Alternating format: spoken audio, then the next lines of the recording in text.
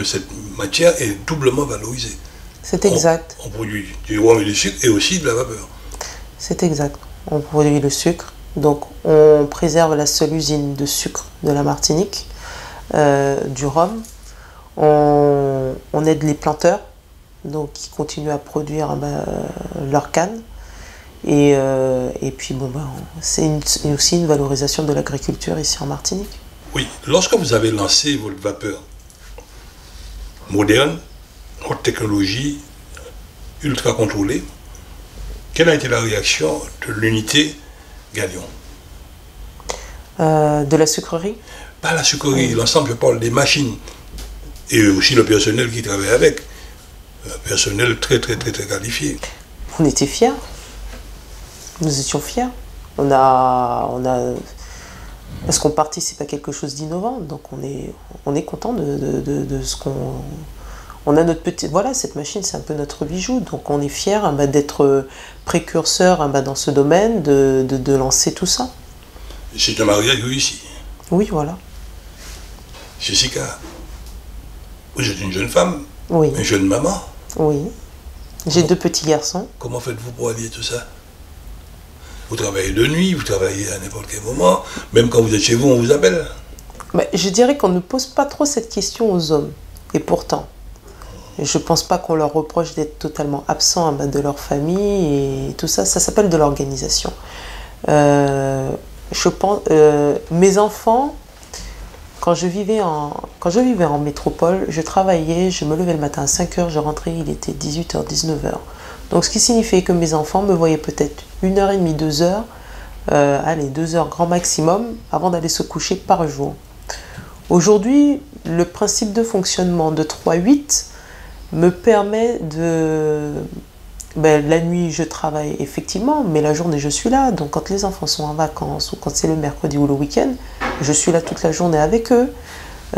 Quand je travaille le matin, c'est le matin, mais l'après-midi, je suis là toute la journée avec eux. Quand je travaille l'après-midi, le matin, je suis là.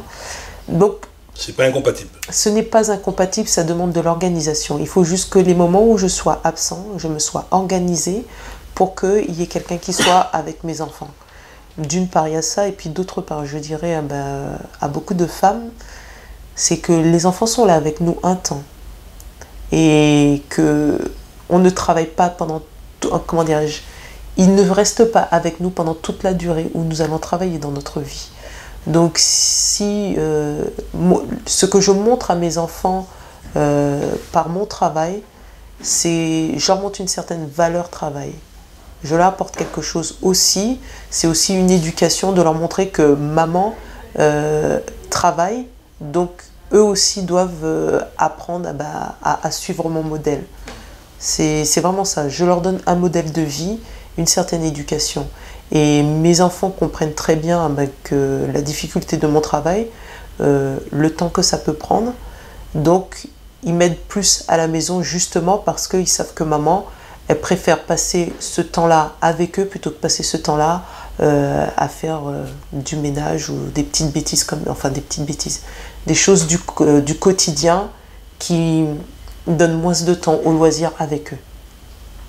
Ça vous permet, ça vous donne le temps de leur faire un petit gâteau. Exactement. Jessica, Albioma nous a fait la démonstration que nous avons des enfants du pays qui ont en main une haute technologie. Maintenant, le moment est venu pour faire savoir dans la Caraïbe votre savoir-faire. Est-ce que vous êtes prête à participer justement à ce challenge? Nous sommes tous prêts. Vous pouvez passer d'un point à un autre sans problème, sans difficulté. Alors, oui, avec le temps, nous sommes formés, nous formons chaque jour. Tous les jours, nous en apprenons plus sur notre outil de travail. Et après avoir discuté avec pas mal de collègues, je pense que c'est l'objectif de chacun. Et, l'objectif, je pense que chacun, mes collègues peut-être, je pense pas que mes collègues me démentiront là-dessus, mais je pense que chacun a un savoir-faire et un savoir-être à apporter et qui peut se transmettre dans le long terme. Donc nous risquons de voir tôt ou tard des Albioma Caraïbes. On le souhaite. On l'espère. On l'espère. Mais plus vite que tout de suite, normalement. On l'espère aussi. Dernière question, on a parlé beaucoup d'enfants. Vous êtes déjà prêts à recevoir nos enfants, les enfants d'école ou les familles qui veulent visiter? Mais bien sûr. Ça s'organise, ça se met en place, mais c'est un projet qui verra le jour. C'est quelque chose qui se fera dans un futur proche. Faut attendre d'avoir, on va dire, fini de faire les routes.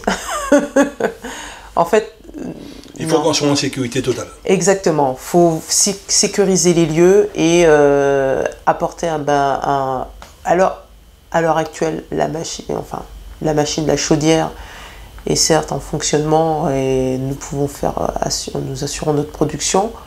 Cependant, il reste encore tout le côté, comment dirais-je, génie civil, encore à terminer de façon à ce qu'on puisse faire des accueils dans de bonnes conditions du public.